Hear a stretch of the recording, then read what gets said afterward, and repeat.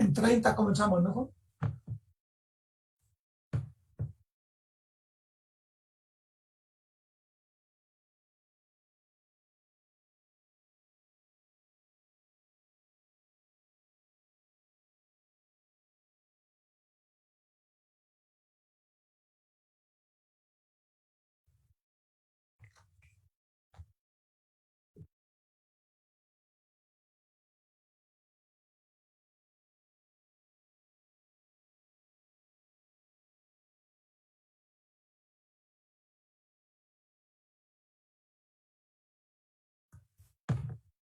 Pues buenos días a todas y a todos quienes nos acompañáis desde México. Buenas tardes a quienes nos acompañan desde otro lugar del planeta, al otro lado del charco probablemente. Me da muchísimo gusto darle la bienvenida a esta tercera, que en realidad es la segunda charla del ciclo hacia una historia contemporánea del arte, crisis ecológica y poshumanismo. Digo segunda en lugar de tercera porque, como saben, tuvimos que cancelar por motivos de fuerza mayor la conversación con Joanna Page, con la doctora Joanna Page, sobre su último trabajo, ¿no? Descolonizar la ciencia en el arte latinoamericano, y nos quedamos con ese pendiente. Tenemos el deseo de reprogramar, ¿no? la conversación con la doctora Page en el futuro. Hoy nos va a acompañar Jaime Bindel. Jaime ha tenido la generosidad de aceptar nuestra invitación para hablar de su último trabajo, y nos va a permitir retomar algunas de las líneas maestras que nos inquietaban y que nos llevaron a convocar estas sesiones de discusión, de diálogo, de conversación, que tendrían que ver con en qué medida la crisis ecológica, o lo que Jaime llama la crisis ecosocial, ha generado una disrupción no solo en el imaginario temporal o histórico en el que nos movemos, sino específicamente en la propia manera en la que operaría la historia del arte como discurso disciplinar, ¿no? En su propio ejercicio crítico, ¿no? En ese dislocamiento, digamos, ¿no? En su trabajo, Jaime habla en un momento de cómo en realidad la crisis medioambiental ha traído a primer plano una percepción de lo que podríamos llamar tiempo profundo, long durée, ¿no? Un tiempo que no coincidiría con el tiempo que ha presupuesto la historia del arte desde el siglo XIX en adelante, ¿no? Entonces, exactamente así como tenemos oportunidad de hablarlo, ¿no? La historia del arte no ha operado solo con una temporalidad, sino que ha operado con numerosas temporalidades a lo largo del siglo XX, y en años recientes, en décadas recientes, se ha reivindicado también el propio papel anacrónico de la historia del arte, ¿no? La historia del arte como una disciplina que, más que construir una historia lineal del arte, lo que hace es dislocar y mostrar, digamos, una suerte de impertinencia de la obra de arte y de su significado también en relación con el papel anacrónico histórico que la acoge. Pero bueno, ese es uno de los elementos que nos interesa discutir, conversar con Jaime. Otro tiene que ver también con en qué medida la crisis ecológica, la crisis ecosocial ha abierto las puertas también a ciertos discursos posthumanistas, es decir, donde tanto la agencia como la cosmovisión humana no ocupan ya un lugar central o único, sino que se ven distribuidas o rearticuladas en una lógica interespecies, ¿no? Con otro tipo de modos de acción y de imaginación, lo cual obligaría también a replantear los linderos o los límites de eso que desde el siglo XIX la disciplina de la historia del arte concibió como su campo de expertise, ¿no? Entonces, hay al menos esas dos tensiones que nos han interesado. Invitamos a la doctora Mónica Benítez, de la UAM Lerma, a la primera sesión, y nos acompañarán en la última sesión de este ciclo Ilana Volvinic y Rodrigo Viñas, para hablar precisamente de estas dos grandes preocupaciones en torno a la crisis medioambiental o ecosocial.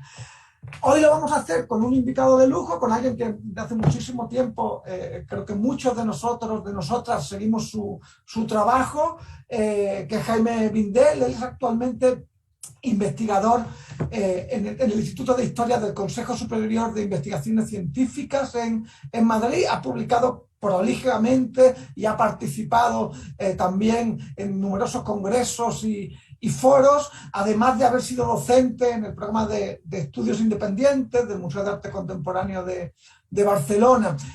Tiene varias publicaciones que me gustaría subrayar o compartirles. Una de ellas es La familia Lavapiés, Arte, Cultura e Izquierda Radical en la Transición Española, publicado en 2019. Transparente Opacidad, Arte Conceptual en los límites del lenguaje y de la política, que se publica en 2015, 16 y 19. Hay un volumen también que me gustaría recordarles, publicado también por Brumaria, en Visualidades Críticas y Ecologías Culturales, publicado en 2018, del que él es editor o coeditor, si mal no recuerdo. Y me gustaría compartirles también otros dos volúmenes, un último volumen, La vida por asalto, Arte, Política e Historia en Argentina entre 1965 y 2001. Además, el doctor Vindel participó en una exposición sumamente influyente. Él forma parte de la red de investigadores del conceptualismo del sur, que armó una exposición en 2011, si mal no recuerdo, Perder la forma humana, una imagen sísmica de América Latina en los 80. Así que de entrada le queremos dar las gracias a Jaime por haber buscado un huequito para conversar hoy con nosotros, porque como pueden ustedes ver, es una persona sumamente ocupada. Jaime, muchas gracias por estar hoy aquí. Muchas gracias a ti por la invitación. De verdad que me hacía especial ilusión esta conversación sobre el libro, y ya adelanto que Alberto me pasó algunas de las preguntas que me quería realizar o en torno a las que podría orbitar la conversación, y me han parecido muy interesantes, pero también me han obligado a pensar sobre ángulos que quizás en el libro solo están sugeridos y que ameritarían como una exploración más detenida. Así que nada, dispuesto a poder conversar y espero que sea de utilidad. Muchas gracias, Jaime, por tu generosidad y por tu amabilidad. A mí me gustaría quizás iniciar con una reflexión, y eso nos interesa mucho también, situarnos desde dónde estamos hablando, de dónde estamos escribiendo, ¿no? De dónde estamos ejerciendo nuestra tarea como críticos o historiadores del arte, donde yo creo que es un ámbito en el que tú te situarías o te sientes cómodo. Sin embargo, la mayoría de tus trabajos han tenido que ver, cuando has trabajado sobre la familia Lavapiés, por ejemplo, que es un colectivo de militancia artística política, ¿no?, en España a fines de los 70, o cuando has trabajado en Perder la forma humana, en la curaduría de la exposición que se montó en Reina Sofía, o en La vida por asalto, Arte y Política y la historia, historia en Argentina. O sea, creo que ha habido un interés, y sigue habiendo un interés en tu manera de acercarte a la historia del arte por posicionarte en unos intersticios donde se articulan vínculos, complicidades entre experimentaciones artísticas, pero también la militancia política. O sea, para ti hay un claro vínculo entre estrategias de intervención social y prácticas artísticas. ¿Cómo entra en ese relato tu preocupación por la crisis ecosocial en tus intereses de investigación? ¿No? Es decir, ¿cómo te desplazas de un ámbito, lo voy a poner así, claramente humano y de una política humana, ¿no?, a una dimensión que se interroga si no por una materialidad poshumanista, sí por una materialidad que le da un lugar central a la pregunta por la energía, por las energías fósiles, por los dispositivos maquínicos y por los imaginarios científicos? ¿Cómo llegas ahí en tu reflexión, ¿no?, de esa reflexión mucho más politizada, vamos a decir así, en tu concepción del arte, a lo que planteas en este último volumen, ¿no?, en Estética Fósil, Imaginarios de la Energía y Crisis Ecosocial, que apenas se publicó el año pasado, ¿no? ¿Cómo llega, Jaime, ahí? ¿Qué te lleva ahí? Bueno, es una pregunta muy interesante. Quizás la clave, para resumir mucho, esté en la última palabra del título del libro, en ecosocial. Es decir, yo no concibo para nada el territorio de la ecología como algo que sucede al margen de los asuntos humanos. De hecho, de ahí proceden también algunos de mis problemas con los planteamientos del poshumanismo. Si quieres, luego podemos volver sobre esa cuestión. O sea, mi enfoque se relacionaría directamente con planteamientos procedentes de la ecología social y la ecología política.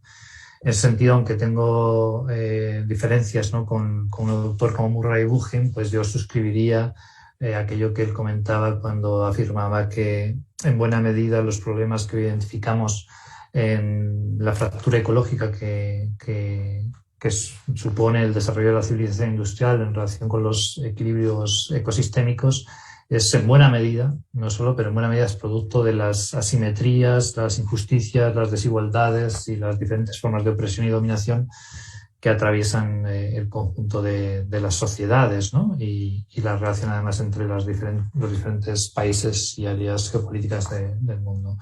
Entonces, desde esa perspectiva, en verdad creo que mi aproximación a la ecología no supone una refutación de lo que habían sido trabajos anteriores, sino más bien una ampliación de las discusiones que había puesto en juego hacia un territorio nuevo que, por otra parte, atraviesa pues, inquietudes personales e intereses que exceden lo que tiene que ver estrictamente con el mundo de la investigación. O sea, de hecho, mi formación inicial fue en ciencias naturales y es una pasión que siempre he mantenido, al margen de luego dedicarme a cuestiones más relativas a las humanidades y las ciencias sociales.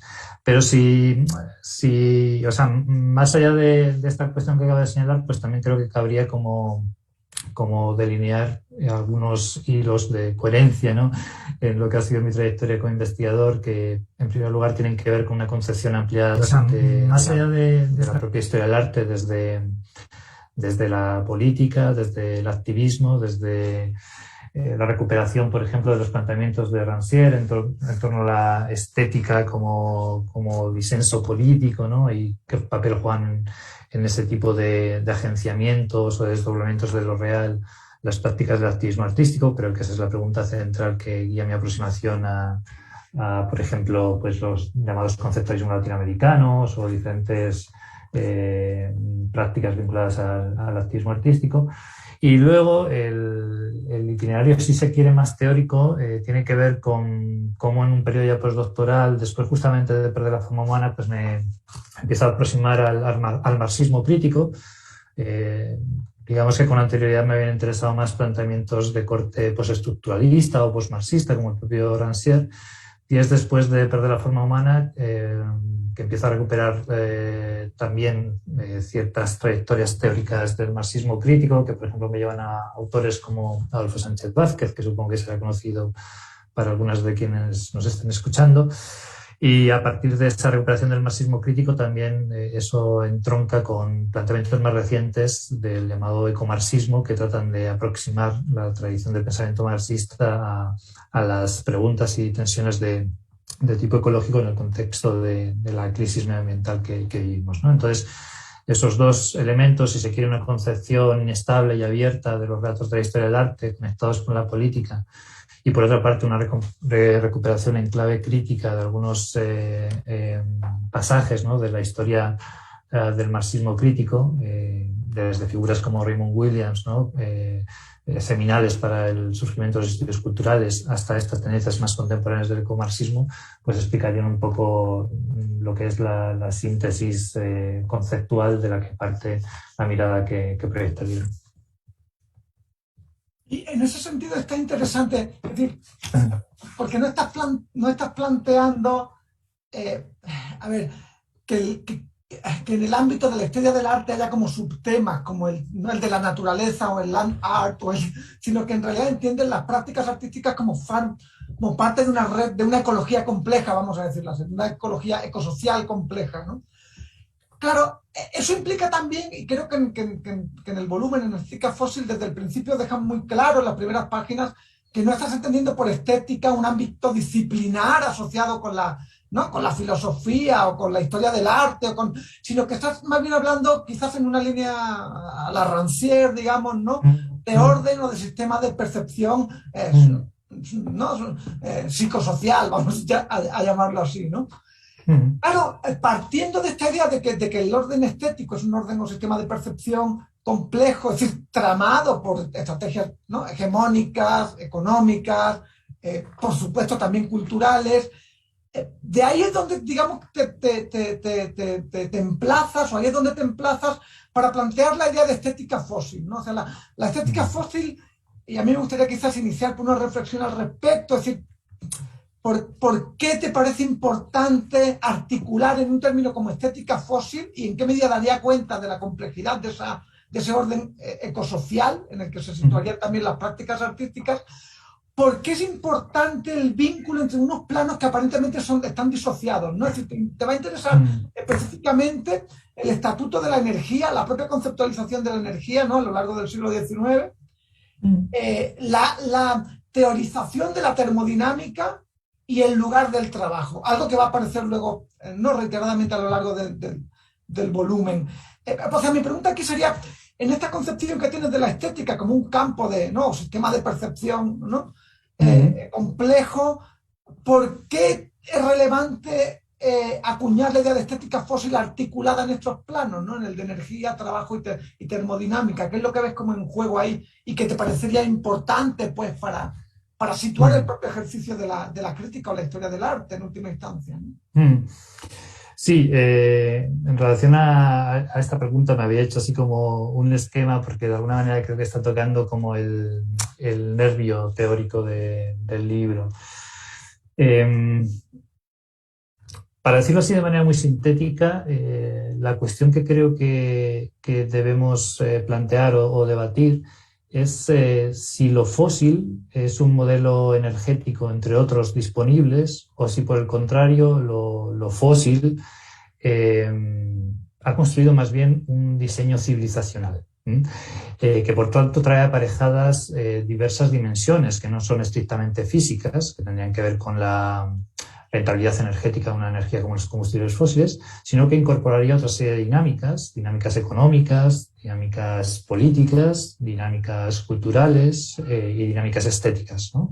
En la medida en que configura un determinado imaginario y una determinada percepción del mundo. Entonces, esa es la apuesta del libro. La apuesta del libro tendría que ver con defender que lo fósil no solo tiene una dimensión física, que es evidente, o sea, que tiene que ver con la energía de la que nos proveen o los combustibles fósiles, como fuerza de activación de muchos procesos industriales, como energía primaria básica para el transporte y toda otra serie de actividades de las sociedades industriales más o menos avanzadas, sino que también lo fósil, la entrada en escena en la humanidad industrial de lo fósil, tuvo aparejadas también dimensiones de corte sociopolítico y dimensiones de corte cultural y estético, ¿no?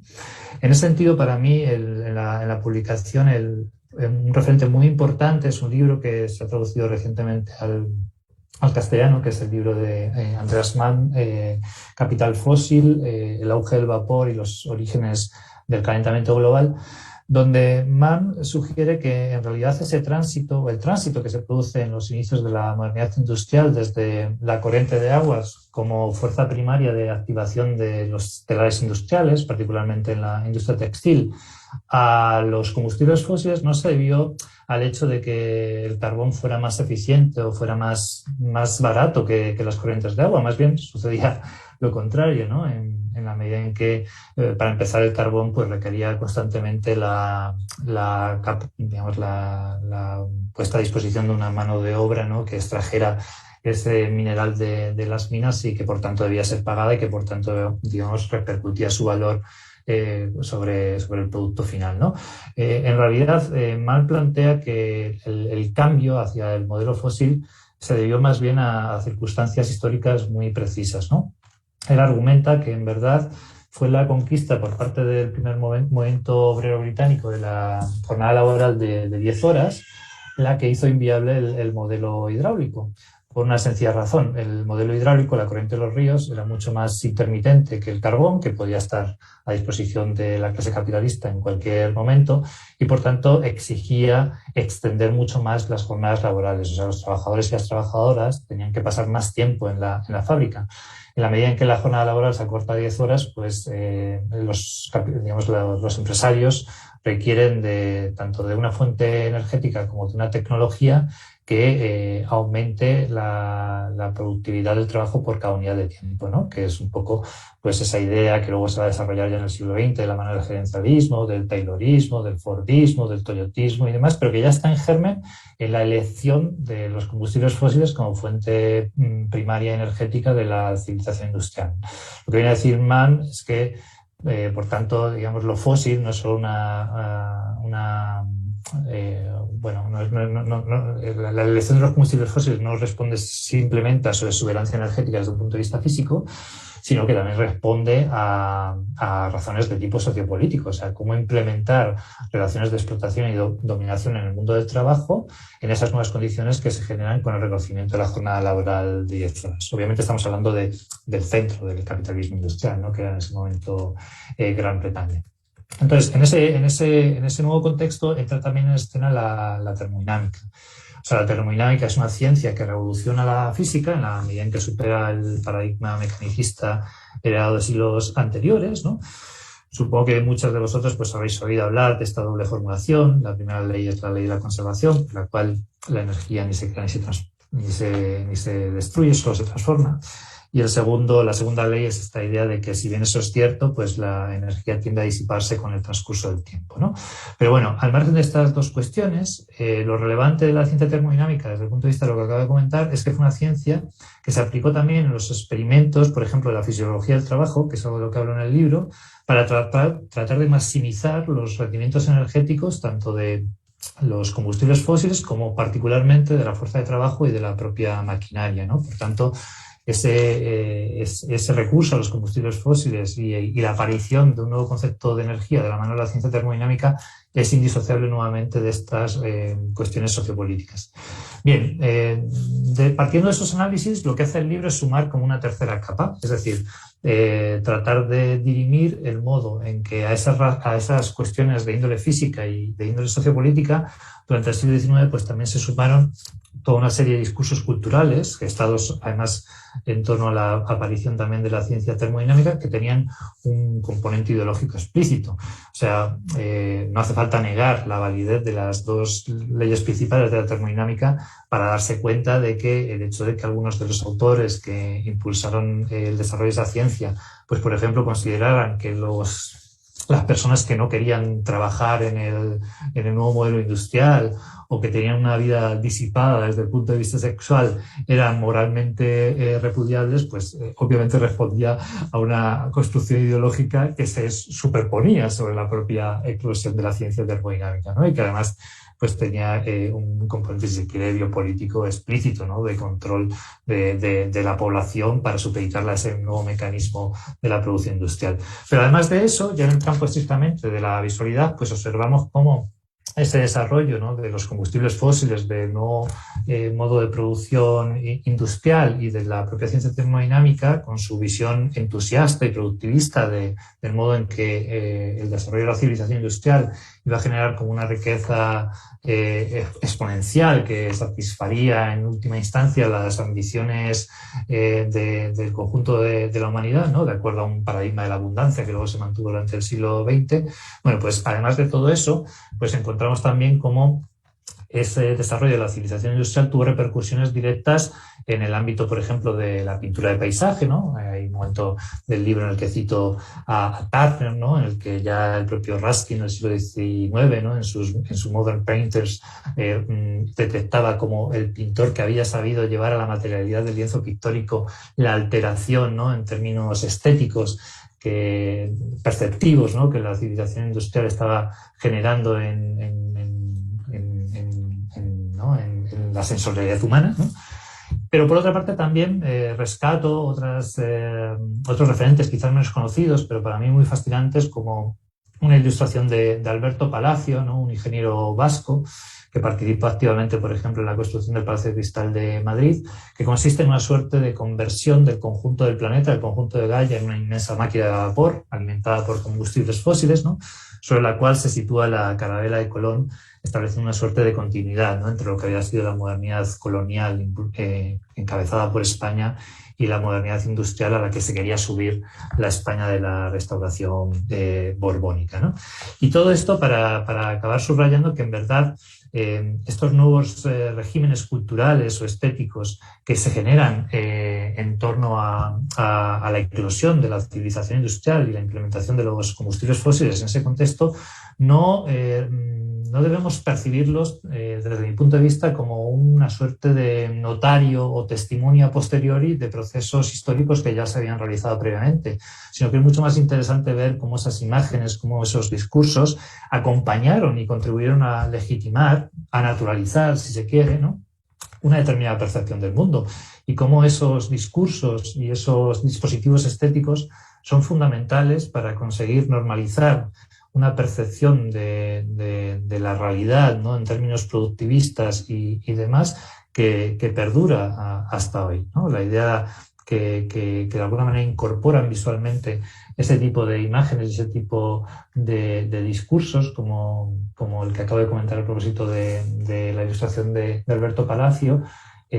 son indisociables de la capacidad que ha tenido el capitalismo industrial en sus diversas fases para irrigar en el conjunto de la sociedad una determinada cosmovisión por la cual se nos hace muy difícil pensar a día de hoy en la posibilidad de que, por ejemplo, podamos asistir en el más o menos inmediato término, ¿no?, a una contracción energética como la que aventuran, por ejemplo, algunos estudiosos que desde el campo de la dinámica de sistemas alertan sobre esa posibilidad en el futuro, ya digo, más o menos inmediato. Entonces, por responder a tu pregunta, pues ese es lo que trato un poco de rastrear en el libro, ¿no? Como lo fósil no solo debe ser pensado como un régimen sociopolítico de explotación de los recursos naturales, de la fuerza de trabajo y del desarrollo tecnológico, de un concepto de tecnología que también es en sí mismo problemático, luego si quieres podemos entrar en eso, sino que también debe ser concebido como una suerte de nuevo régimen cultural o estético, ¿no?, porque eso nos permite también hacernos una idea mucho más cabal de la capacidad que esos discursos y esas imágenes han tenido para hegemonizar una determinada cosmovisión que creo que en buena medida perdura hasta hoy, particularmente en las naciones, en los países llamados desarrollados, ¿no? De hecho, creo que este detallado imbricamiento, ¿no?, que desarrollas, Jaime, entre lo fósil como un discurso civilizatorio, ¿no?, el propio discurso de la termodinámica y las propias formas de captura de los modos de trabajo. Creo que esto explica en gran medida tu opción en el texto por el término capitaloceno en lugar de antropoceno. Es decir, me da la impresión de que desde tu posición declaradamente, ¿no?, ecomarxista, como mencionabas, ¿no?, al principio, creo que tiene cierta reticencia a entender el antropoceno quizás de una manera excesivamente despolitizada, o quizás en una ontología que los desvincula, ¿no?, de procesos más claramente económicos y políticos. Es decir, me parece que el relato que haces aquí como que claramente apunta en esa dirección.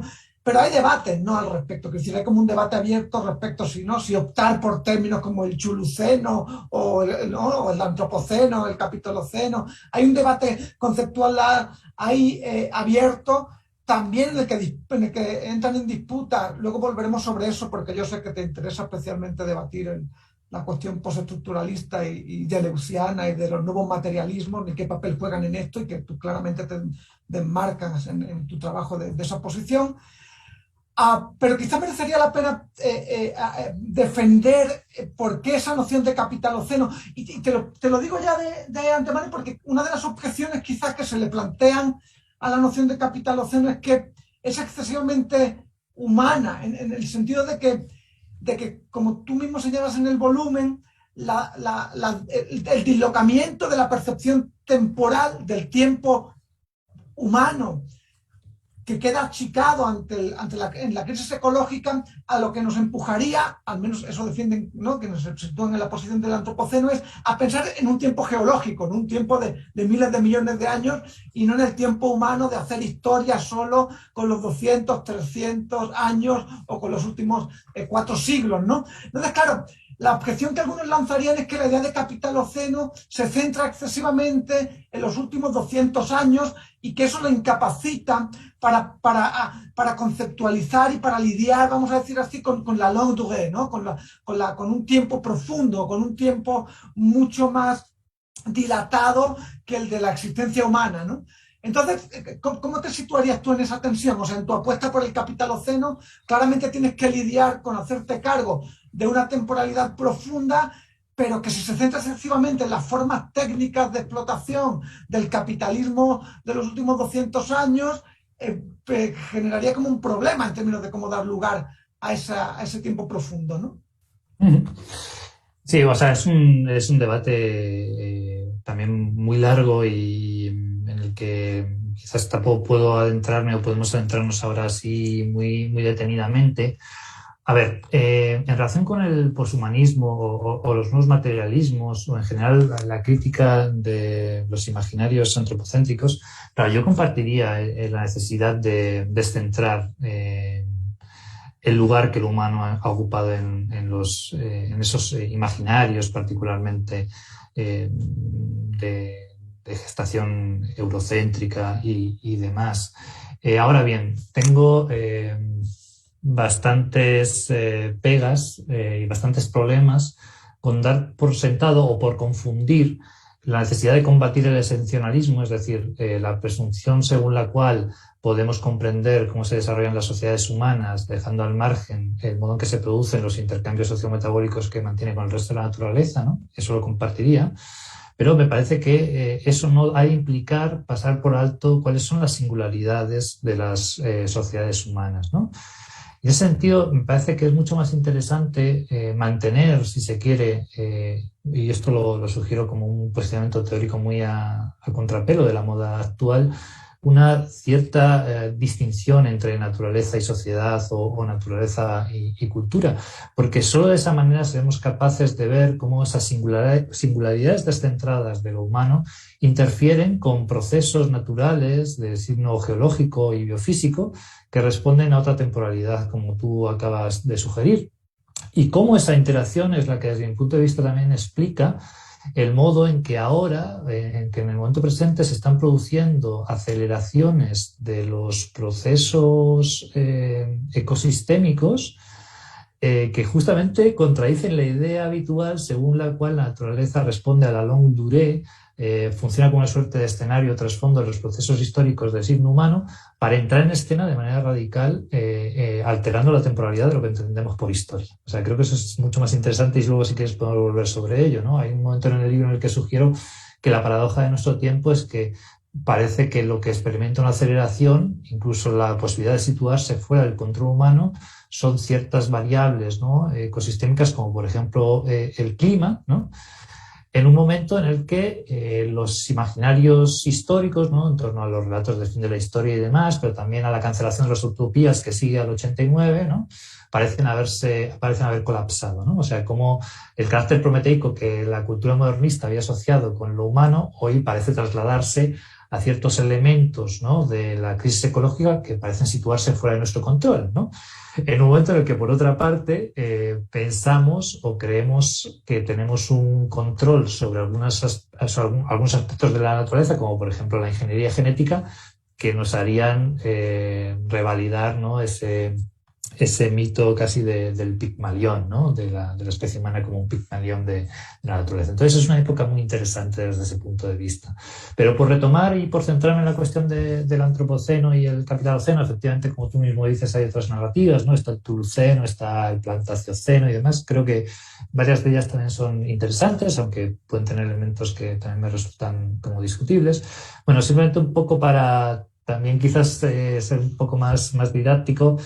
A ver, yo tengo, creo que hay posicionamientos dentro de esos relatos del antropoceno que me resultan más interesantes y otros menos, ¿no? O sea, por ejemplo, la posición de Mark Linas, ¿no? Y de estos autores que quieren ver de una antropología bastante histórica, ¿no?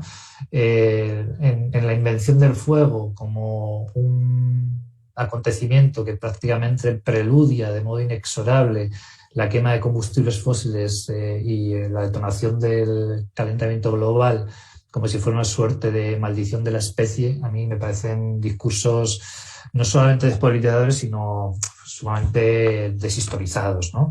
No por casualidad, además, ese tipo de posiciones son las que abogan con más énfasis en soluciones de corte tecnológico a la crisis ecológica, ¿no? O sea, este autor, por ejemplo, Linas, pues es partidario de la energía nuclear, de la ingeniería genética, de la geoingeniería, y deja al margen, o sea, este tipo de posiciones tienden a dejar al margen las cuestiones de índole social, ¿no? Pues en términos de clase, raza, género, de asimetrías geopolíticas, ¿no? Que creo que atraviesan el desarrollo mismo de esa época que algunos autores, ya digo, remontan prácticamente a la invención del fuego o al surgimiento del neolítico y demás. Eso no quiere decir que no me parezca adecuado subrayar que, por ejemplo, con el neolítico se empiezan a producir procesos que tienen que ver con la generación de excedentes, con la generación de sociedades cada vez más complejas, con una división social del trabajo más importante, con estados también más consolidados, ¿no? Que sí que creo que empiezan a producir una fractura metabólica con el conjunto de la naturaleza, pero que sin duda, desde mi punto de vista al menos, no es comparable a lo que supone la irrupción del capitalismo y particularmente del capitalismo industrial, ¿no? Entonces creo que haciendo esas distinciones pues no tendría tampoco problemas con validar el concepto de antropoceno. En todo caso, pues no sé, casi me interesa más ceñir el concepto de antropoceno a lo que es el periodo industrial, o sea, los efectos que tiene la invención de la máquina de vapor y su articulación con los combustibles fósiles y el nuevo modo de producción, en la línea de lo que subrayé anteriormente, y también el uso que más ceñido al campo geológico, ¿no? Sabéis que el concepto de antropoceno fue propuesto por Crutzen, ¿no? Que es un químico, ¿no? Y que es un debate que se detonó, por tanto, en las ciencias naturales, ¿no? Y que se ceñía sobre todo a una cronología mucho más específica que tendría que ver con la detonación de la llamada gran aceleración de la crisis medioambiental con posterioridad a la Segunda Guerra Mundial, ¿no? A través de la proliferación nuclear y la extensión de isótopos radiactivos a lo largo del planeta, la quimización de la agricultura, ¿no? También con el tránsito del carbón al petróleo y esta orgía de quema de combustibles fósiles que se encuentra también en el origen de la aceleración del calentamiento global, ¿no? Con toda una serie de fenómenos que, ya digo, han sido muy investigados y siguen siéndolo por las ciencias naturales y que también han inspirado más recientemente toda una serie de planteamientos desde las ciencias sociales y la teoría cultural.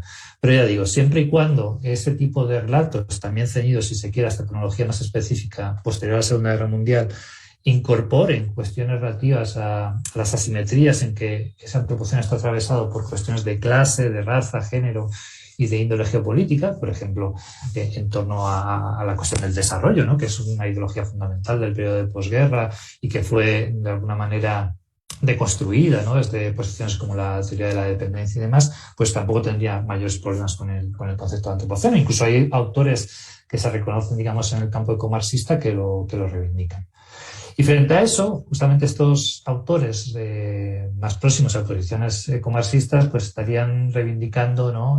La noción de capitaloceno. También algunos autores como Al Homburg, que es otro teórico, en este caso más próximo a la economía ecológica, que me interesa mucho, es alguien que defiende la noción de capitaloceno, que efectivamente ubicaría, ¿no? La especificidad del modo en que el desarrollo del capitalismo, primero digamos desde el colonialismo de finales del siglo XV, principios del siglo XVI, y después con este periodo industrial que remarcaba hace un rato, habría afectado, ¿no? a esa fractura metabólica que otros autores, como he dicho hace un momento, pues situarían ya su origen en un momento anterior, ¿no? Incluso en lo que sería el neolítico, ¿no? Y claro, yo creo que ahí sí que hay aportaciones muy interesantes. Antes he analizado así de manera muy sucinta la de Andreas Malm, pero, por ejemplo, hay otro autor del que se ha traducido también un libro fundamental que se titula El capitalismo en la trama de la vida, se llama Jason W. Moore. Ya veis que son autores anglosajones, ¿no? Y eso también nos habla de los límites de algunos de estos relatos. Pero bueno, Moore ha tratado de hacer como una síntesis, ¿no?, en la que no solo analiza cómo la irrupción del capitaloceno industrial afectó a la configuración de nuevas relaciones en el mundo del trabajo, lo que sería la relación salarial, sino cómo todo digamos, toda la historia colonial del capitalismo es fundamental para entender el trabajo no pagado, ¿no?, como las condiciones de posibilidad de este desarrollo posterior del capitalismo industrial y de las asimetrías entre norte y sur y demás, ¿no? Y entonces ahí él realiza una labor de síntesis que considero bastante interesante entre las aportaciones del pensamiento postcolonial, del pensamiento decolonial y del ecofeminismo, ¿no? Pues centrándose en todo ese trabajo no pagado, ¿no?, procedente de los recursos naturales, de la racialización de la esclavitud, ¿no?, como un fenómeno moderno, del trabajo doméstico y demás, ¿no?, que me parece que es como un esquema mucho más completo para poder enlazar las discusiones ecosociales con otro tipo de movimientos sociales y de agencias que están como muy presentes en el momento actual, ¿no?, en diversas partes del mundo, por otra parte. Y ahí, muchas gracias por tu didactismo en esta respuesta, Jaime, porque es muy importante. Creo que es cierto que son términos que se solapan, que se confunden, ¿no?, que se traslapan, o sea, el de capitaloceno, antropoceno, chuluceno, plantoceno. Pero quizás lo que me da la impresión de que lo que todos ellos en distinta manera intentan nombrar, detectar, digamos como axioma a partir del cual se va a armar todo un ejercicio, digamos, de reescritura o de relectura crítica del propio papel de las energías fósiles, no como una cosa, sino como tú bien decías, un discurso civilizatorio, de la ciencia, no como una forma de saber, sino como una forma de saber hacer, etcétera, etcétera. O sea, creo que lo que todos estos términos puestos en circulación muy recientemente de alguna u otra manera comparten es una suerte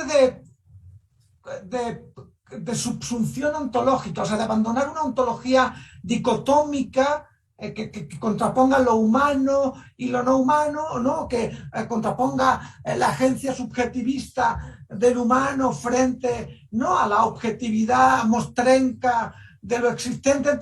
Creo que en distintos grados lo que hacen es abogar por distintos tipos de ontología. Quiero decir, desde una ontología relacional, ¿no?, en la que lo que se establecen son relaciones entre ámbitos humanos y no humanos, como en la geología, o ciertas ontologías continuistas, como tú haces un señalamiento ahí escéptico, y luego si quieres volvemos sobre eso, lo podemos abordar ya, respecto a las propias posiciones postestructuralistas o de los nuevos materialismos. Quiero decir, voy a intentar condensar aquí la reflexión que me gustaría plantear. Es decir, me parece que esos distintos términos lo que es crucial en su replanteamiento metodológico, en su concepción ontológica precisamente, es de alguna manera difuminar las barreras que separaban a campos ónticos que parecían que tenían que ser estudiados por disciplinas no especializadas y separadas, no entre sí.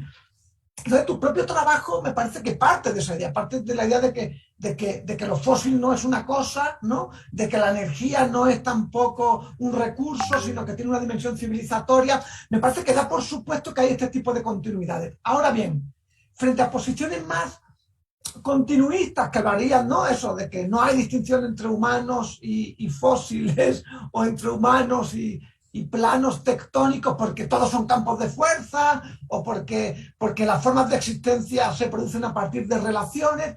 Tú has dicho antes, y me parece que esto es importante, porque quizás analíticamente, para alguien que hace crítica e historia del arte es importante, me parece que te interesa el término capitaloceno porque analíticamente te permite seguir haciendo distinciones que otros términos parecen tirar por la borda y que a ti no te parece ni deseable ni aceptable deshacerte de la capacidad de ver la diferencia entre las formas de organización humana y las formas de organización no humanas, ¿no? Entonces, no sé si quisieras como dedicarle unos segundos a esto, es decir, a que efectivamente parece que el gran logro, y después me gustaría plantearte esto en relación con el tiempo, pero el gran logro de las llamadas de atención que hacen estas nociones es abandonar una ontologías dualistas, pero hay distintos grados de de ontología postdualistas en juego acá, ¿no?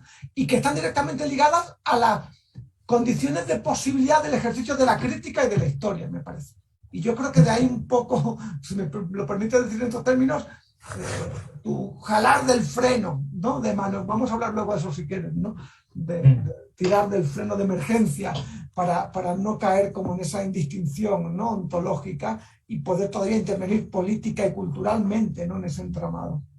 Claro, es que aquí la verdad es que nuevamente estoy con Andreas Mann en algo que voy a comentar ahora y también con teóricos más próximos a mí geográficamente en España como Ernest García, que ha sacado un libro bastante polémico pero muy interesante hace poco sobre cómo replantear la relación entre ecología y equidad en un mundo lleno, ¿no? Él, que justamente probablemente es el sociólogo medioambientalista más consistente en nuestro contexto ahora mismo, ¿no? Pero él remarca la necesidad también de subrayar aquellos elementos que efectivamente marcan una continuidad, ¿no? Entre lo que es el conjunto de la biosfera, incluso la física y las sociedades humanas, pero también plantear el margen de indeterminación y discontinuidad que caracteriza a estas últimas, ¿no? Él, por ejemplo, lo analiza a mi modo de ver de modo muy lúcido a propósito del determinismo energético, ¿no? Que es una cuestión que está como muy vigente ahora también con esta posibilidad de entrar en una fase de contracción o de falta de disponibilidad de insumos energéticos y minerales, ¿no? Que es un debate que se ha abierto también ahora con el corte de las cadenas de suministro tras la pandemia y demás. Él dice, podemos estar de acuerdo, ¿no? En que hay una relación directa entre la creciente disponibilidad de energía a lo largo de la historia humana y la complejidad de los sistemas políticos, sociales y hasta culturales de esas sociedades. Claro, pero él dice, pero eso no te dice nada sobre la singularidad de esos sistemas. O sea, quiere decir, con la misma cantidad de energía podemos tener regímenes autoritarios o regímenes democráticos, podemos tener entramados culturales más asentados sobre el territorio o más próximos a un modelo de turismo cultural internacional. Y así podríamos seguir, ¿no? Entonces ahí me parece que hay cuestiones que es importante señalar, ¿no? Y esto último, el modo en que esos regímenes políticos o más o menos democráticos se pueden dar con los mismos requerimientos energéticos, tiene que ver con un margen de indeterminación de las cuestiones humanas que, en mi opinión, se relaciona con el hecho de que somos animales simbólicos, ¿no? Entre otras cosas, pero en buena medida con eso, ¿no?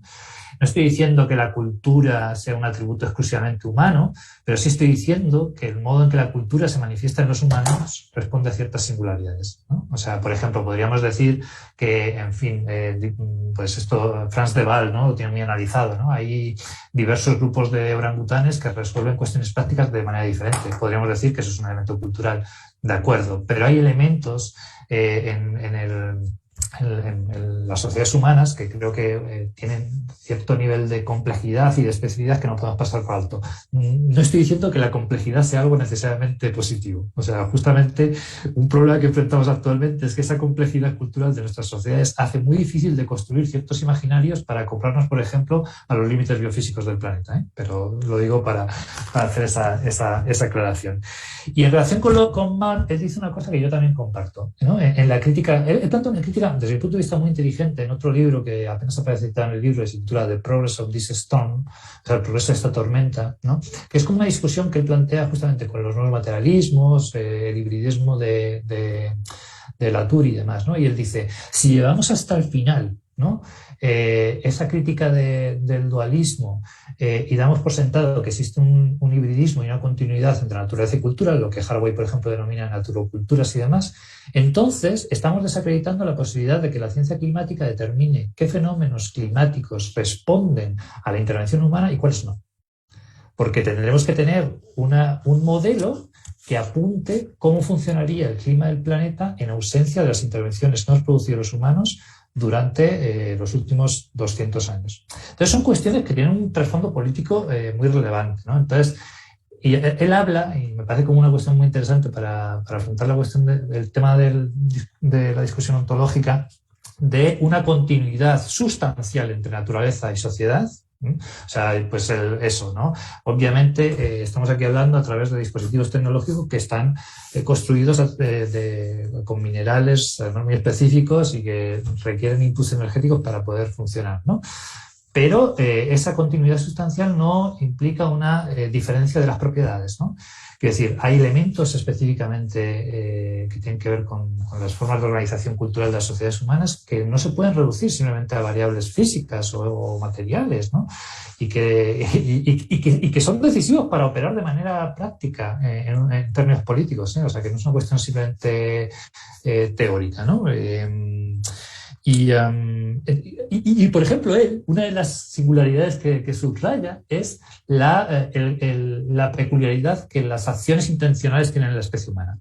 Es decir, hay otros animales que tienen esa capacidad intencional, ¿no? Incluso hay autores que hablan de que, no sé, de que hay un componente teleológico, ¿no? En el canto, por ejemplo, de los pájaros, ¿vale?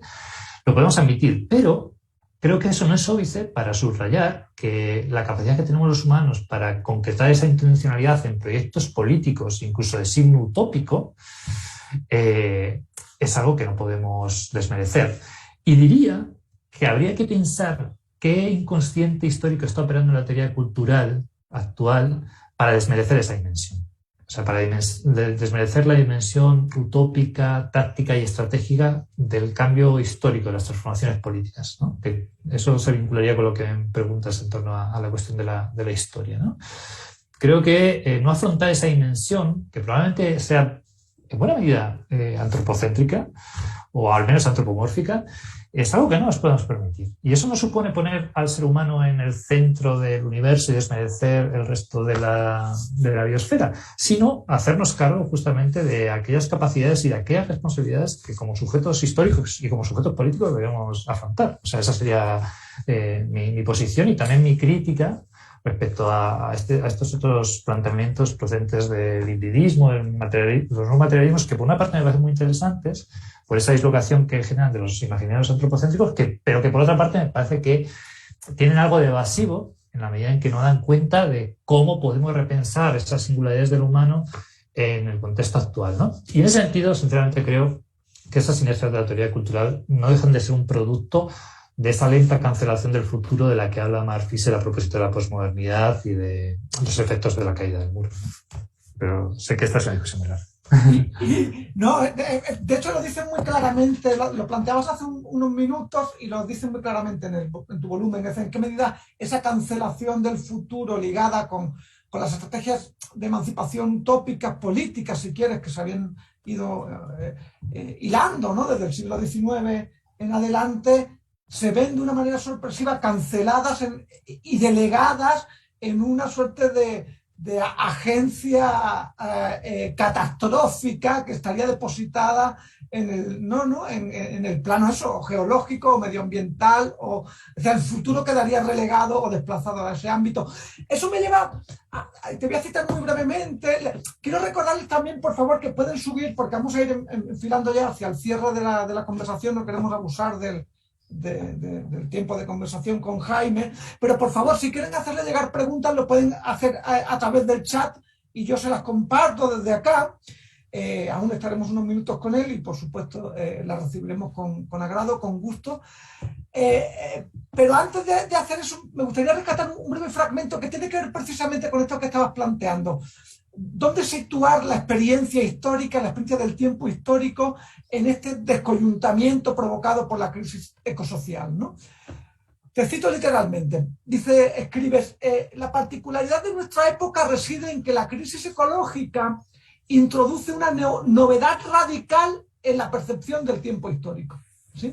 Entonces, yo aquí me preguntaría, o sea, si podrías caracterizar de alguna manera en qué consiste esa novedad radical en la percepción del tiempo histórico. ¿Qué es lo que ocurre? Antes hablabas de una cancelación del futuro, hay otros que hablan, ¿no? François Artaud habla de una compresión, ¿no? Una suerte de presente continuo, lo cual sitúa el pasado ya no como la sala de máquinas de la revolución social, sino como una suerte de repositorio nostálgico, pero sin ninguna suerte de agencia en el presente. Es decir, es cierto que hay todo un conjunto de posiciones respecto a esta crisis en la percepción del tiempo histórico. Entonces, por una parte te preguntaría, ¿cómo caracterizarían, ¿no?, esa novedad de la percepción del tiempo histórico? Y como consecuencia de esto, si es importante o no mantener aún la idea y la práctica de la historia, es decir, la historia como la forma de producción de relatos sobre la organización del tiempo, ¿no? Y claro, si podemos mantener la historia en esta coyuntura, digamos, dislocada, provocada por la crisis ecosocial, si podemos mantener esta noción de historia sin términos que parecían como pilares que la sostenían, ¿no? Es decir, con progreso, evolución, emancipación, etcétera, etcétera, ¿no? ¿Cómo pensar en la historia y la temporalidad histórica en esta coyuntura de crisis, Jaime? Muy bien, bueno, también son grandes preguntas. He estado pensando un buen rato esta mañana a propósito de ellas. A ver, yo resumiría el momento presente como una paradoja, ¿no? Por una parte, creo que se han desactivado las posibilidades de prolongar esos relatos del fin de la historia con los que asociamos la posmodernidad. O sea, yo hablaría de que vivimos un rato en el que, un momento que se identificaría con el final de los relatos del fin de la historia, pero que sin embargo no ha sido capaz de deshacerse de ese presentismo del que hablabas y de la lenta cancelación del futuro a la que alude alguien como Mark Fisher, ¿no? En ese sentido, creo que es una situación esquizofrénica, ¿no?, en la que, por una parte, las inercias de la posmodernidad están agotadas, pero sin embargo no somos capaces de vislumbrar la ruptura de ese presentismo que resulta política y yo diría que hasta estéticamente muy paralizante, ¿no? Lo que subrayo en el libro es que es la paradoja por la cual este momento de gran aceleración de la crisis ecológica, ¿no?, que se sitúa en la inmediata posguerra, bueno, digamos con posterioridad a la Segunda Guerra Mundial, ¿no?, en el clima ideológico y político, ¿no?, de la Guerra Fría, se ve a su vez acelerado por el auge del neoliberalismo, ¿no? O sea, me gusta identificar en el neoliberalismo una suerte de aceleración, de la gran aceleración de la crisis ecológica, ¿no?, que de alguna manera es una provocación también destinada a deshacer esa identificación que creo que la teoría cultural también ha propiciado, ¿no?, del neoliberalismo como un periodo en el que se desarrolla el capitalismo cognitivo, como un capitalismo incluso postindustrial, que en verdad es una óptica sumamente eurocéntrica o noratlántica, ¿no?, de entender lo que es el neoliberalismo, ¿no?, y de pasar por alto que en verdad la deslocalización de los flujos productivos es la que ha permitido explicar, ¿no?, ese vínculo tan importante entre ese periodo de la historia y la profundización de la crisis ecológica. Siempre digo que en mi periodo de vida, yo nací en el año 81, se han emitido mucho más de la mitad de las emisiones de toda la historia de carbono de toda la historia de la humanidad, ¿no? O sea, realmente la proliferación, ¿no?, esa orgía de los combustibles fósiles tiene su cenit en el periodo neoliberal. Y lo que subrayo en el libro es cómo esa aceleración que se propicia de la crisis ecológica, que se relanza con la irrupción del neoliberalismo y esa deslocalización productiva, pues con la conversión, ¿no?, de China y la India en nuevas fábricas del mundo, muy dependientes además del carbón, lo cual casi supone una suerte de actualización de los orígenes de la revolución industrial, como subraya al final del libro, pues cómo esa aceleración se solapa, ¿no?, con la aparición en el campo de las prácticas artísticas y también de la propia teoría cultural de ideas como la copia, el simulacro y el pastiche, definidoras de una nueva estética y de una nueva sensibilidad postmoderna, ¿no? Creo que esa paradoja es la que de alguna manera no acaba de estar explorada por alguien como Fisher, ¿no?, que sin embargo sí que ha sabido relatar muy bien, ¿no?, como el diagnóstico que había planteado alguien como Jameson a propósito de esta idea tan manida, ¿no?, de que es más fácil imaginar el fin del mundo que el fin del capitalismo, sí que ha sabido detectar, ¿no?, cómo eso se ha trasladado a prácticas culturales más recientes, ¿no? Que de alguna manera dan cuenta de esa cancelación de la imaginación política, con matices, porque no quiero ser tampoco absolutamente pesimista respecto a las últimas décadas y el momento actual que vivimos, ¿no? Pero creo que el hecho de no introducir ahí la cuestión ecológica también es algo que limita su análisis, ¿no? En la medida en que creo que también esa lenta cancelación del futuro y esa homogeneización subjetiva que ha alcanzado el capitalismo, ¿no? Están muy vinculadas con las dinámicas expansivas del consumo como ideal de vida buena, ¿no? Que justamente trazan, ¿no?, las líneas de continuidad entre ese periodo de la posguerra y el desarrollo de los llamados estados del bienestar con las políticas desarrollistas y demás, y el propio neoliberalismo, ¿no? En fin, como una identificación del ocio, ¿no?, con el consumo, que desde un punto de vista ecológico es absolutamente insostenible. Obviamente el neoliberalismo luego añade otra serie de capas de sentido y de subjetividades, ¿no?, que tienen que ver con la idea del empresario de sí y demás, que también son, que es interesante explorar, ¿no?, desde una perspectiva ecológica, pero creo que estas líneas de continuidad entre los estados del bienestar, ¿no?, de posguerra y la irrupción del neoliberalismo muchas veces no se subrayan, y sería interesante hacerlo tanto desde el punto de vista de combatir ciertas nostalgias actuales por los llamados 30 gloriosos, como también para complementar análisis que se están gestando desde la teoría cultural como los de Fischer, ¿no? Y claro, en ese sentido, esta visión como más interdisciplinar, ¿no?, o transdisciplinar que planteo en el libro, trata de rescatar, sí, un sentido de la historia. O sea, yo me siento cómodo, me siento más cómodo pensándome como historiador que como historiador del arte, lo confieso, ¿no? O sea, me interesa pensar la historia más allá de la historia social, de la historia cultural, de la historia artística, ¿no? Y entonces ahí creo que los planteamientos de la historia ecológica son como muy relevantes, ¿no?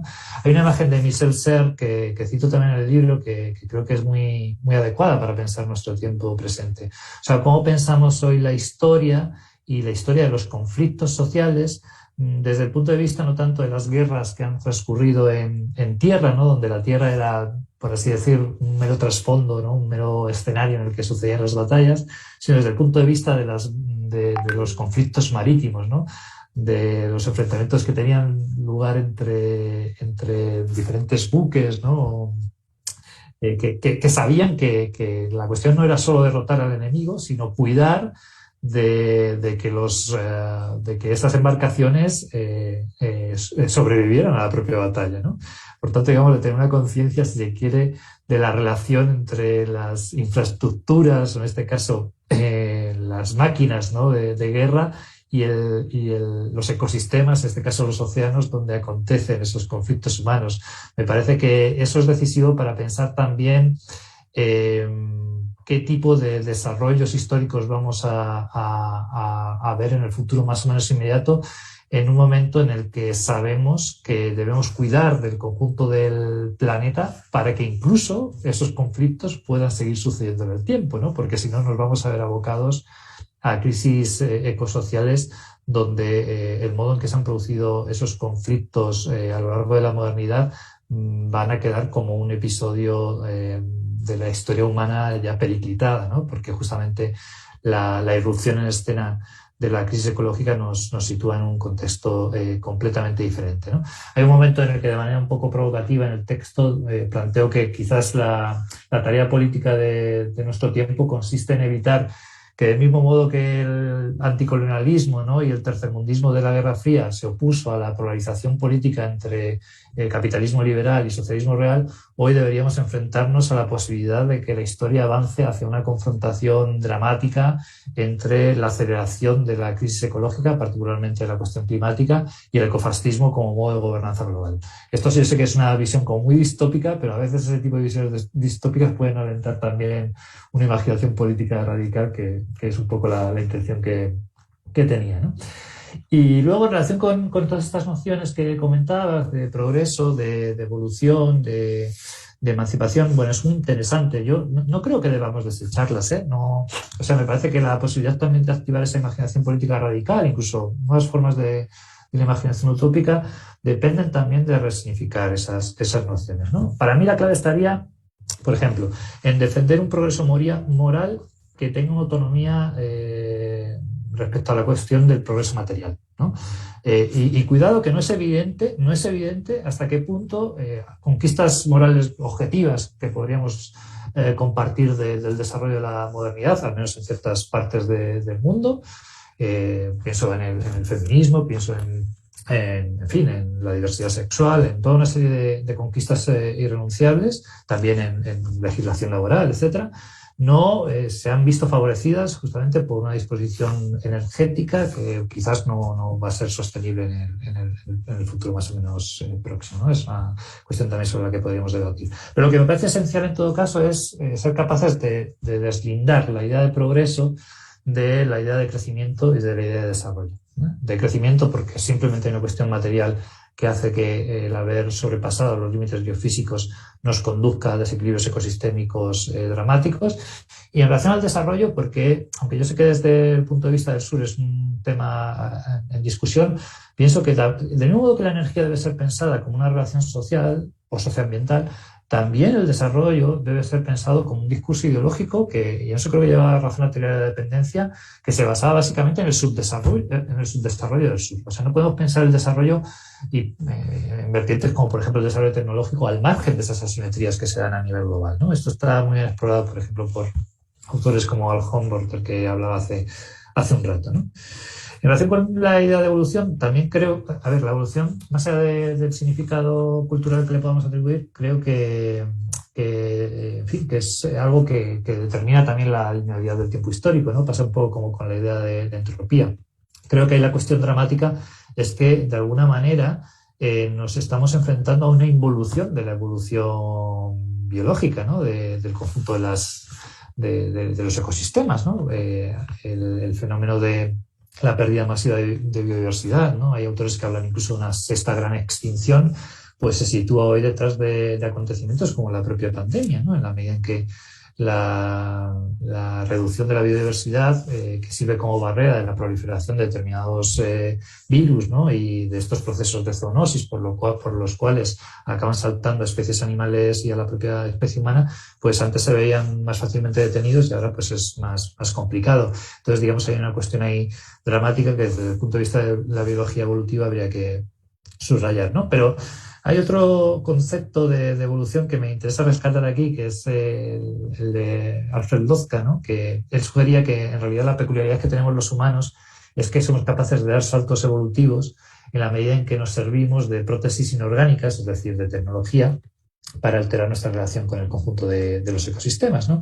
Creo que esa idea es interesante, pero también hoy se encuentra, a mi modo de ver, detrás de soluciones de corte tecnocrático o tecnológico a la crisis ecológica y deberíamos estar muy alerta respecto a esa cuestión.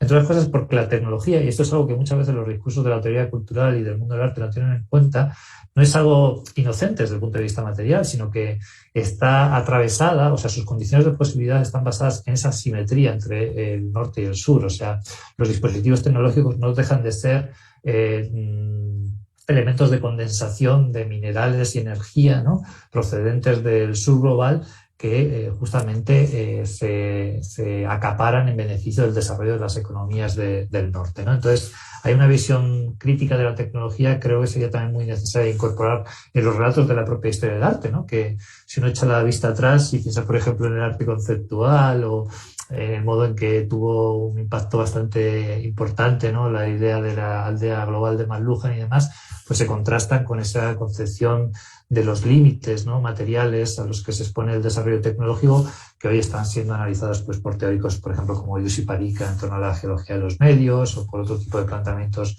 procedentes del propio sur global, ¿no? Que vinculan ese desarrollo tecnológico con el extractivismo, las zonas de sacrificio y demás, ¿no? Entonces ahí creo que hay toda una serie de cuestiones que merece la pena explorar. Y finalmente, en relación al concepto de emancipación, yo creo que es un concepto que debemos seguir rescatando, pero siempre y cuando seamos capaces de congeniarlo con dos cuestiones. Por una parte, con la idea de la interdependencia, que creo que es una de las grandes aportaciones también del pensamiento ecofeminista, es decir, la dependencia que tenemos no solo en relación a otros humanos, sino al resto de la biosfera. Y por otra parte también pensar la emancipación en unos términos que vayan más allá del concepto de individuo, ¿no? O sea, no sé si sucede en México, pero aquí en España sí que últimamente lo detecto. Encuentro no solo una nostalgia socialdemócrata por el periodo de los llamados 30 años gloriosos de la posguerra, sino una nostalgia liberal por la idea de individuo frente al populismo, ¿no? Como una agitación emocional de las masas que habría tenido cierto recorrido o lo está teniendo durante los últimos años después de la crisis del 2008. Yo creo que debemos ser capaces de pensar, ¿no?, cómo la emancipación tiene que adoptar necesariamente una dimensión colectiva, una dimensión de masas, también en una situación de posible desquebrajamiento o descomposición de los estados-nación modernos. O sea, creo que frente a estas ideas de un colapso súbito de la civilización industrial que llevarían a salidas de corte hiperindividualista, es necesario también pensar en la dimensión de la política de masas, de los ejercicios colectivos como formas de resistencia a la que se nos viene encima, ¿no? Y bueno, ahí quizás tendría también como una discusión sobre el populismo, ¿no?, y la posibilidad de repensarlo en términos decrecentistas, que sé que es una discusión compleja, pero que habría que pensar de algún modo, ¿no? Por ejemplo, y con esto acabo, no dando por sentado que la subjetividad en clave ecosocial debe ser reformatada únicamente de acuerdo a ideales de constricción o de ascetismo o de renuncia, ¿no?, sino repensando la posibilidad de generar nuevos deseos que sean ecosostenibles, ¿no? Que no pasen tanto por el consumo material intensivo en energía y minerales, sino más bien por la disposición de tiempo libre, de nuevas relaciones sociales, de esta idea de los bienes relacionales, ¿no?, de una reactivación de la imaginación en el plano de la vida cotidiana, ¿no?, de toda una serie de cuestiones donde, por cierto, sí que creo que la imaginación artística también tiene que cumplir un papel importante, pero que piensen en afirmativo y no únicamente en negativo la necesidad de transitar también desde una perspectiva subjetiva y cultural hacia un horizonte de ecosostenibilidad. Muchas gracias, Jaime. De hecho, precisamente Rocío Rosaiz creo que nos comparte una pregunta que quizás te dé pie como a cerrar esta idea. Bueno, no sé si cerrar, pero sí precisar. Ella nos comparte cómo consideras que el crítico cultural puede contribuir con una situación menos crítica en el Capitaloceno. Y creo que tiene que ver con justo esta reflexión final que estabas planteando. Pero quizás ella lo plantea específicamente como críticos culturales, como historiadores, como filósofos del arte y de la cultura, que son en gran medida, ¿no?, quienes conforman el grupo que te están oyendo en este momento. Creo que ellos mismos se están preguntando, ¿no?, en esta situación de disrupción, de colapso, ¿no?, cómo imaginar su propia tarea, ¿no? Es decir, en qué podría consistir su contribución, ¿no?, específica.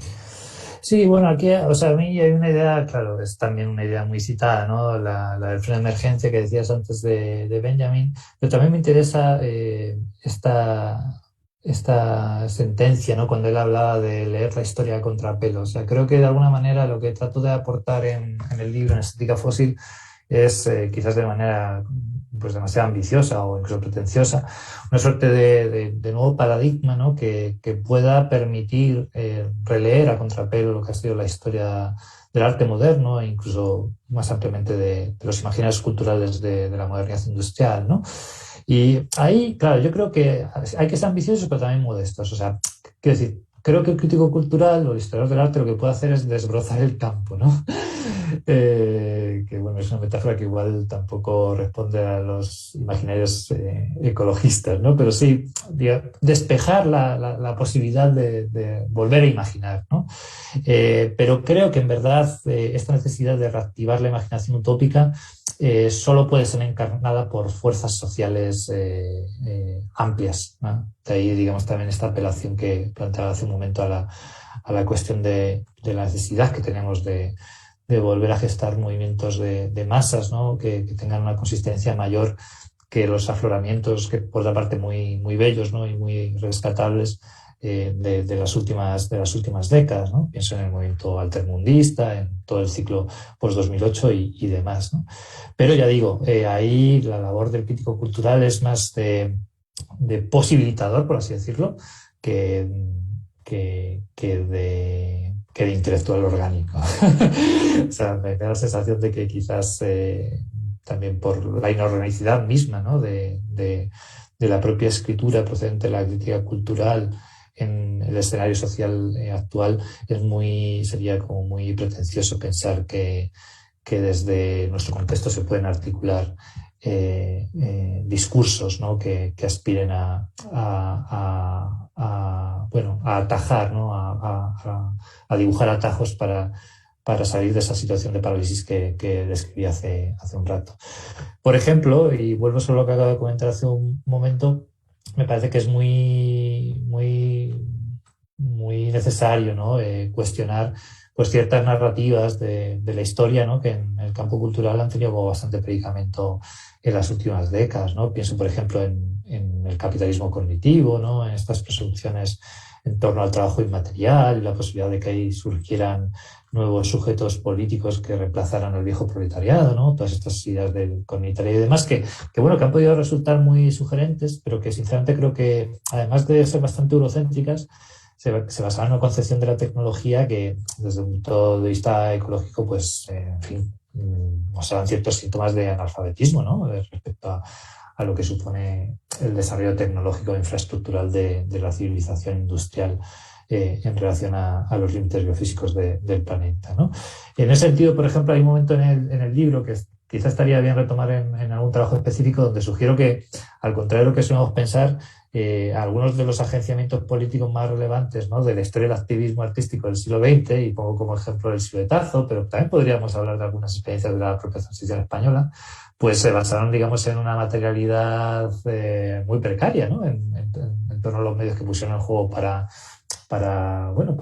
activar socialmente la protesta, ¿no? En el caso del siluetazo, pues simplemente unas sábanas de papel, ¿no? En las que los asistentes a esa manifestación, ¿no? que denunciaba los detenidos desaparecidos por la dictadura militar, pues prestaban su cuerpo para generar como una reacción simpática con esos detenidos desaparecidos, ¿no? En fin, o sea, creo que es muy necesario, desde mi perspectiva al menos, y sin dejar de lado para nada la importancia que los dispositivos tecnológicos, ¿no? Los entornos tecnológicos tienen en la configuración de la subjetividad social, repensar en vínculos sociales que necesariamente se van a tener que dar en otros espacios y otros tiempos que no son los del universo virtual, ¿no? En el que muchas de nosotras pues estamos o sentimos que estamos atrapadas en nuestro día a día, ¿no? Y en ese sentido, pues volver a tomar el espacio público, volver a consolidar relaciones sociales y afectivas con mayor peso, y también que supongan en el plano político sobre todo compromisos más duraderos y más persistentes, es una tarea imprescindible, que sé que se ve muy dificultada, ¿no? por las presiones, sobre todo en términos temporales, que experimentamos en el mundo del trabajo y demás, pero creo que hay pensar que hay salidas fáciles, ¿no?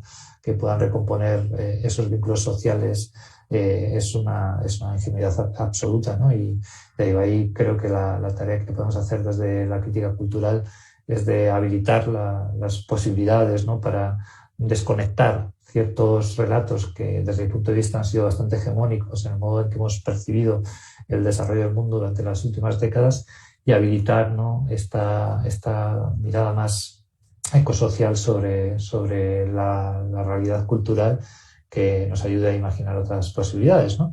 Por ejemplo, en relación con el mundo del arte, pues considero que muchas veces se cargan las tintas, ¿no? sobre los contenidos o las intenciones de determinadas obras artísticas y su conexión con la naturaleza o con el pensamiento ecologista, y no nos damos cuenta de que probablemente el verdadero drama o digamos el verdadero abismo que se abre entre el arte y la naturaleza tiene que ver con cómo el sistema artístico, desde una perspectiva ya meramente infraestructural, sobre todo a partir de su inserción en las redes del capitalismo y el turismo cultural internacional, pues es simplemente insostenible desde una perspectiva estrictamente metabólica en términos fenómenos psicológicos, ¿no? O sea, simplemente forma parte de economías extractivistas y expansivas que contribuyen, ¿no? a que a día de hoy la antroposfera, es decir, el peso material de las infraestructuras humanas, haya superado por primera vez el del conjunto de la biosfera, ¿no?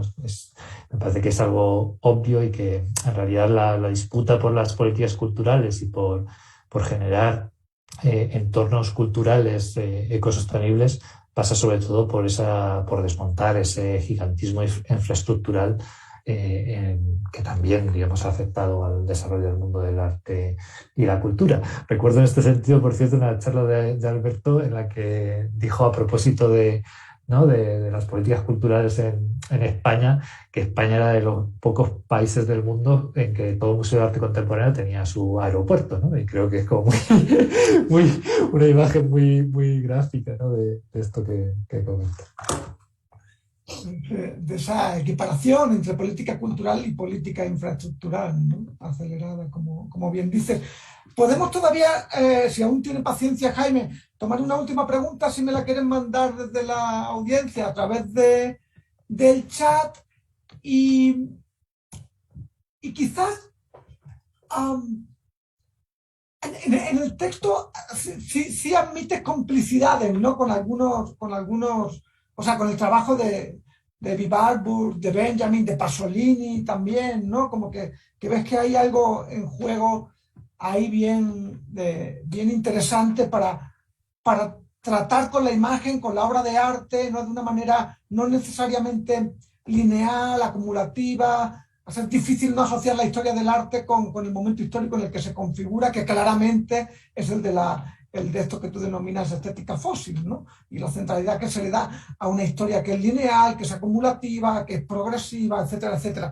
Sin embargo, en el cierre, en el último capítulo, sección, epílogo del libro, rescatas la figura de alguien que obviamente es muy querido y apreciado y leído en muchos ámbitos en México, que es Iván Illich, ¿no? En su trabajo en la convivencialidad, y que creo que tiene mucho que ver con esta reflexión que estabas haciendo ahora sobre el crítico cultural.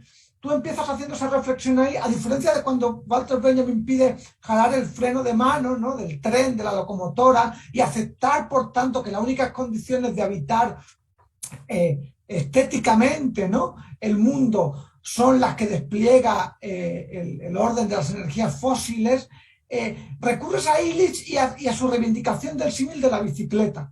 Y me hacía pensar esto ahora cuando estabas hablando de otras formas pauperizadas, o pobres, o lentas, o con otra temporalidad, con otras formas de cuidado, con otras formas de atención.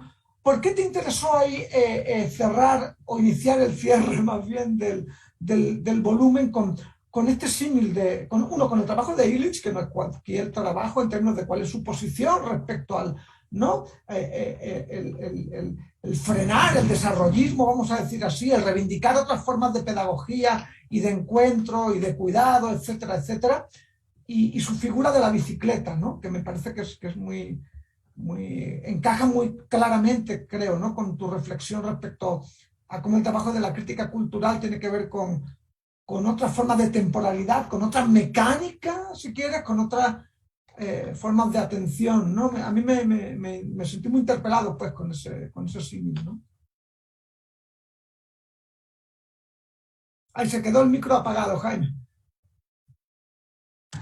No, decía que una cosa que me fascinó, ¿no? de la lectura de Illich es que, claro, normalmente cuando pensamos en la bicicleta y su relación con el ecologismo, ¿no? Pensamos en el hecho de que es un medio de transporte que no requiere de combustibles fósiles y que por tanto no contamina. Pero la reflexión de Illich en realidad está más bien centrada, ¿no? en su apuesta por... es una suerte de crítica de la velocidad, ¿no? del aceleracionismo. O sea, creo que hay muchos puntos de conexión con Helmut Rosa, ¿no? Y este tipo de teóricos, ¿no? Él lo que viene a decir es, superado un cierto umbral de velocidad, las máquinas no son emancipadoras, sino que únicamente generan alienación. Eso es lo que viene a decir, ¿no? Entonces establece esta comparativa entre el tiempo que un usuario medio gasta en comprar, asegurar, limpiar, adecentar, ir al taller con su coche, ¿no? Y dice, si computáramos todo ese tiempo, se daría cuenta ese conductor de que probablemente le convendría simplemente caminar y desde luego ir en bicicleta, ¿no? Probablemente es una exageración, pero me parece que ese trasfondo, si se quiere, existencial de la crítica de la velocidad, de la aceleración de la vida cotidiana de David es muy, muy importante, ¿no? Y es algo que luego se podría relacionar con su crítica del carácter monopólico o posicional de ciertos bienes como el automóvil, ¿no? Que por una parte son un signo de distinción, ¿no? O tradicionalmente han sido un signo de distinción y también de inserción social de capas amplias de la población, ¿no? Que es un signo de democratización de las sociedades fósiles, ¿no? Y por otra parte, el modo en que esos bienes posicionales reclaman de la construcción de determinadas infraestructuras que incapacitan otro tipo de usos del territorio. O sea, es la medida en que un coche demanda la construcción de autopistas y demás, pues se nos hace, por ejemplo, muy difícil salir caminando o en bicicleta de una ciudad como Madrid. Y esa reflexión me parece esencial trasladarla al mundo de la cultura. Es decir, deberíamos plantearnos en primera instancia no solo instituciones culturales de proximidad que se hagan cargo de las necesidades específicas de los territorios en que se inscriben, sino qué tipo de tramas infraestructurales del mundo cultural son compatibles con formas de vida o formas culturales que no se supediten a las lógicas del capitalismo cultural, del turismo internacional y demás. O sea, porque hay una relación directa entre ambas. O sea, ahí el chiste también que hacías tú me parece como muy preciso y muy, muy iluminador, ¿no? O sea, esa es la cuestión que creo que deberíamos observar. Y claro, desde ese punto de vista lanzaba hacia el final del libro una provocación que en realidad tomo de una charla de un especialista en dinámica de sistemas, que es Pedro Prieto, que es uno de los principales especialistas en España sobre cuestiones de rentabilidad energética, ¿no? Por ejemplo, tiene toda una serie de trabajos sobre hasta qué punto las renovables pueden suplir a los combustibles fósiles y tal. Entonces, en una de sus charlas, con esta pirámide de la relación entre inputs energéticos y diferentes esferas sociales que aparece al final del libro, dijo una cosa que me resultó muy iluminadora, ¿no? Dijo, si la rentabilidad energética de los combustibles fósiles, y ya no digamos de las renovables, desciende respecto a la que hemos experimentado desde la segunda mitad del siglo XX para acá, pues hay aspectos de esa pirámide social que se van a ver afectados, ¿no? Obviamente, la parte baja de esa pirámide es la energía que requerimos para nutrirnos de nueva energía, ¿no? Luego estarían actividades esenciales como el consumo de alimentos, luego la sanidad, la educación, etcétera, ¿no? Y entonces en la pirámide de esas necesidades energéticas y esferas sociales se situaba el mundo del arte y la cultura, ¿no? Entonces Pedro Prieto hizo un chiste que me pareció así como muy revelador también. Dijo, olvidaos de más reinas Sofías. Dijo eso. En su charla, o sea, casualmente tomó como referente el Reina Sofía, ¿no? Y claro, obviamente desde el público hay que le dijo, bueno, pero lo que tenemos que hacer es imaginar otro tipo de formas de la cultura que no pasen por ese tipo de infraestructuras y demás. Y efectivamente es así, pero me da la sensación de que gente que trabaja en ese tipo de entornos o instituciones culturales no se realiza esa pregunta, ¿no? Y recuerdo, por cierto, y para cerrar, que cuando estábamos montando Perder la forma humana, una de las mayores preocupaciones del museo después de la crisis de 2008 es que no podían o tenían problemas para seguir pagando los recibos energéticos para calefaccionar algunas salas, y por eso empezaron a cerrar salas, que es algo que también se ha hecho en el MUSAC y en algunos otros museos del Estado, ¿no? O sea, que no es una cuestión simplemente, digamos, de impugnación conceptual de ese vínculo entre la modernidad fósil y las instituciones culturales, sino que al final está muy aterrizada en cuestiones prácticas, ¿no? En fin. Y bueno, esto también venía al hilo de una entrevista que le hizo Marcelo Expósito a Manuel Borja Villar en Contexto, donde el propio Manuel Borja, a propósito de la pandemia y tal, se hacía eco de los conceptos de convivencialidad y cuidado planteados por Illich, ¿no? Y claro, a mí me parece que si realmente nos hacemos cargo de esa reflexión, tenemos que ir más allá de visiones un tanto oportunistas o coyunturales. Sí, de hecho, Jaime, yo no sé cómo andes de ánimo, de ganas, si estás dispuesto a tomar una pregunta que nos comparte Rodrigo Walsh, si no te la mando por correo y si quieres Sí, si quieres, tomamos ¿Sí? una más. Sí. Va, venga. Creo que además se vincula directamente con este señalamiento que hace a esa entrevista entre Manolo Borja, que es el director actualmente del Centro y Museo Nacional de Arte Reina Sofía, eh, y ciertas actitudes oportunistas o no. Plantea Rodrigo, siguiendo esta idea que se mencionaba acerca de la necesidad actual de resignificar conceptos de la historia, o sea, nociones de progreso, evolución, emancipación, ¿de qué manera podríamos replantear y seguir hablando de una estética emancipatoria desde esta perspectiva ecológica y ecosocial? Y en caso de hacerlo, ¿qué formas sensibles podrían tomar o caracterizarla? ¿Cómo entender quizás en esa coyuntura, en esta estética fósil, cómo quedaría replanteada eso que podría llamarse estética emancipatoria, ¿no? O sea, ciertamente no lo sé. No lo sé, no lo tengo pensado, entonces me costaría como esbozar una respuesta. Porque el único atisbo, ¿no?, de formulación de la estética en unos parámetros diferentes a estos que se vincularían, ¿no?, con una legitimación en términos visuales o discursivos, ¿no?, de ese desarrollo de la modernidad industrial basado en los combustibles fósiles, la idea del productivismo y de la posibilidad de llevar un paradigma de la abundancia adelante, ¿no?, como signo utópico de los tiempos, ¿no?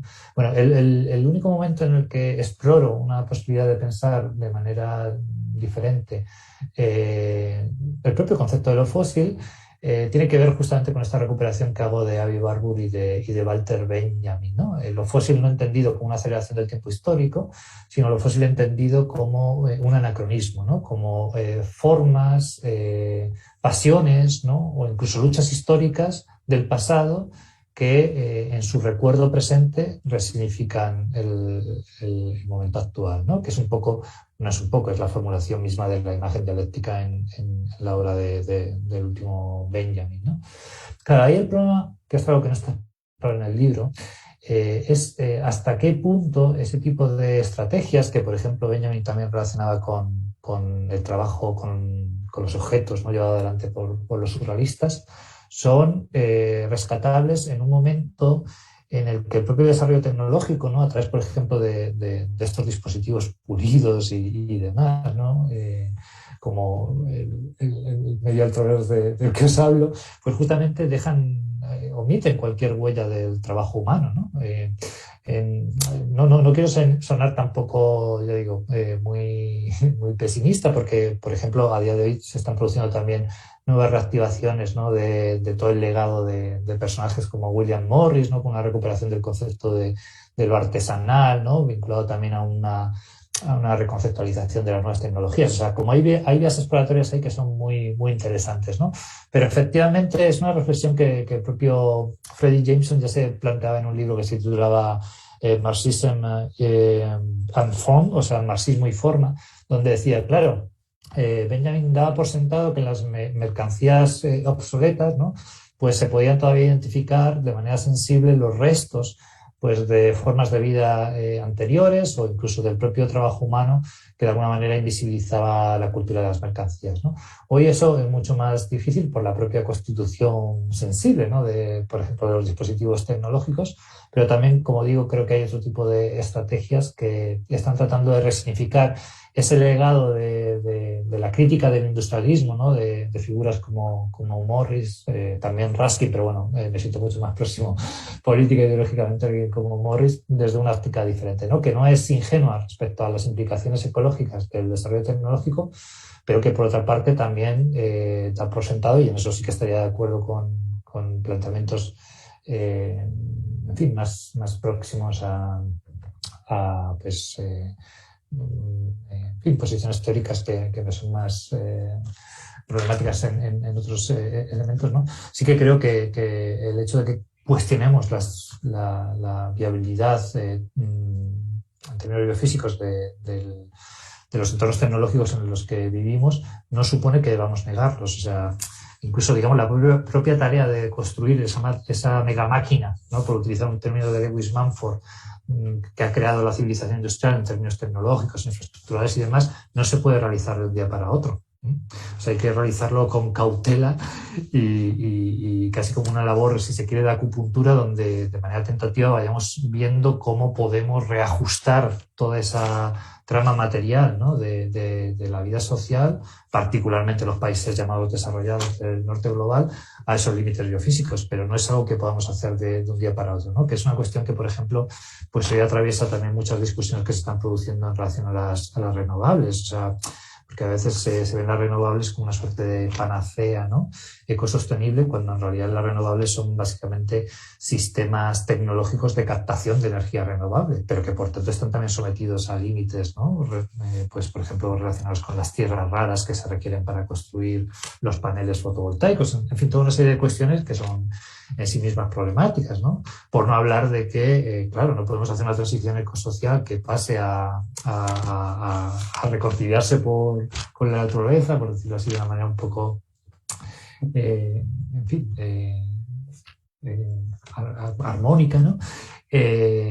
Sin tener en cuenta que por el camino tenemos que solventar cuestiones que tienen que ver con asegurar el suministro básico de energía, por ejemplo, al conjunto de la población, acabar con la asimetría en el acceso energético en los diferentes fragmentos sociales, la que se produce también en términos de género, de raza y obviamente geopolíticos, ¿no? Entonces hay como un pool histórico muy, muy complejo que debemos enfrentar también en el presente. Pero sí que creo que hay cierto, o sea, que el contexto sensible en el que nos movemos es diferente al que vivieron Barbour y Benjamin, y eso hace que su pensamiento pueda ser inspirador, pero también que se tope con algunos límites, ¿no? De hecho, empezabas tu reflexión respecto a qué formas podría tomar esta estética emancipatoria, hablando de una dimensión anacrónica, digamos, como en el objeto o en el excedente o en la forma sensible que puede tomar, ¿no?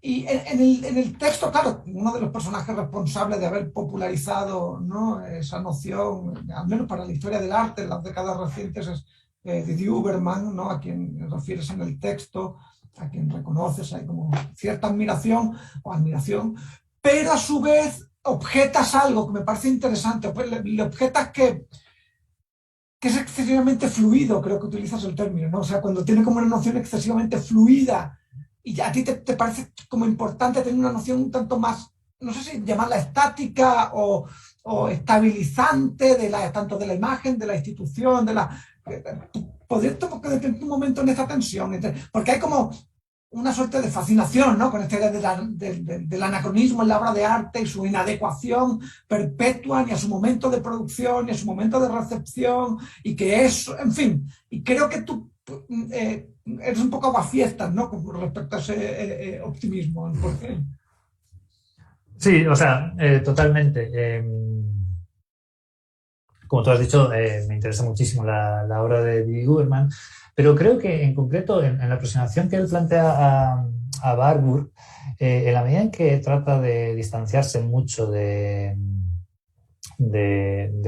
historiadores del arte como Panofsky y particularmente Gombrich, ¿no?, tiende a contraponer la idea del símbolo como algo estático frente a conceptos que rescata del propio Barbour, como este concepto de Lebensenergie, ¿no?, de energía vital, que creo que en verdad abrevan justamente el entusiasmo vitalista por estos procesos de transformación de la energía que habían atravesado los imaginarios del siglo XIX, ¿no? Y es algo que trato de demostrar en el libro a propósito de su conexión con otros personajes como Richard Semon o con los propios imaginarios de la ciencia ecológica del XIX.